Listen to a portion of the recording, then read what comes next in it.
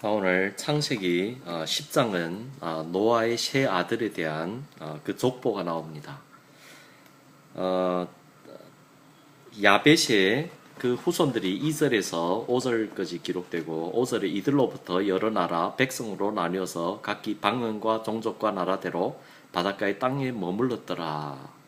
그리고 6절에서 20절은 함의 그 자손들이 나옵니다. 여기 보면 가나안이란 그 아들이 나오는데요. 앞으로 그 가나안 족속 함은 창세기 9장에서 그 아빠의 하체를 그 아주 음란하게 즐겼죠.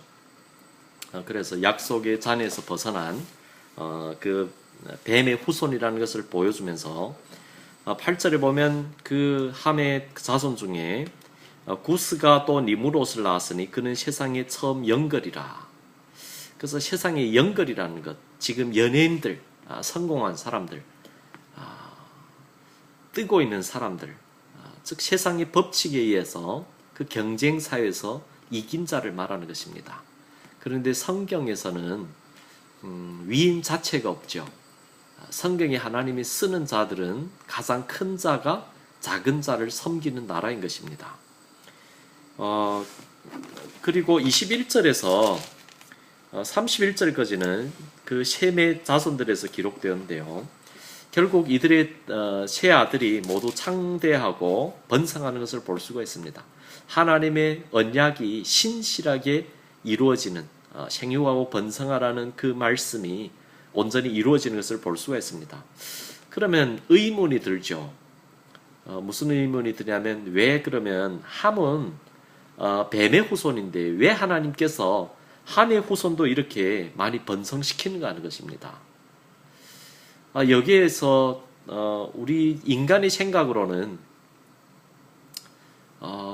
하나님께서 과연 우리를 택했다면 교회에 오는 성도들을 왕창 복을 내려주시고 세상에 있는 안 믿는 자들을 엄청 벌하고 가난하게 하고 그러면 되는데 솔직히 교회 오는 사람들이 훨씬 경제적으로나 여러 면에서 어렵고 세상 사람들은 하나님을 안 믿는데도 훨씬 물질적으로 풍성하고 권력도 있고 힘도 있고 재능도 있고 너무 뛰어난 사람이 많은 것입니다. 여기에 오늘 보면 영걸이라는 그 함의 자손의 세상의 그 영걸처럼 그 영웅들처럼 네피림처럼 여러분 의문이 들지 않습니까? 그럼 하나님이 왜 그러면 이 함의 후손들, 뱀의 후손들을 허락을 했을까요?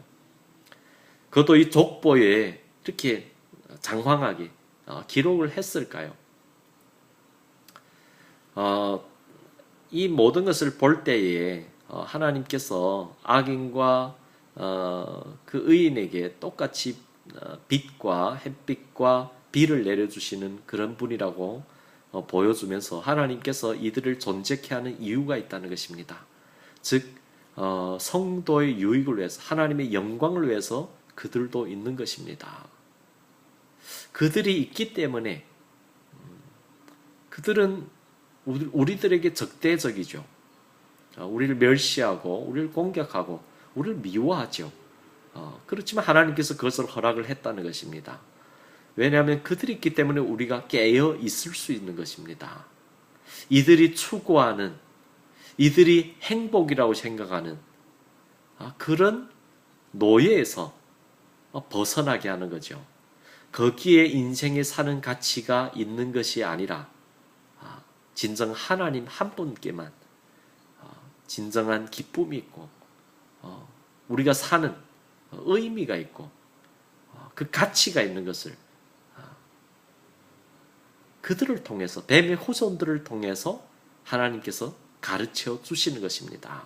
그리고 하나님의 사랑이 진정 어떠하신지를 그 언약을 하나님의 언약을 이루는데 반드시 필요한 조연들이라는 것입니다.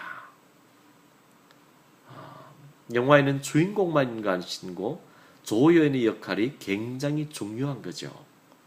여러분의 삶 가운데서도 많은 조연들이 필요한 것입니다.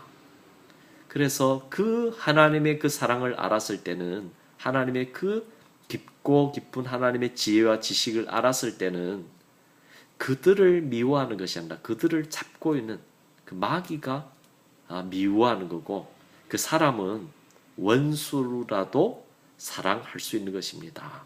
그래서 예수님께서는 원수라도 사랑하라는 것입니다.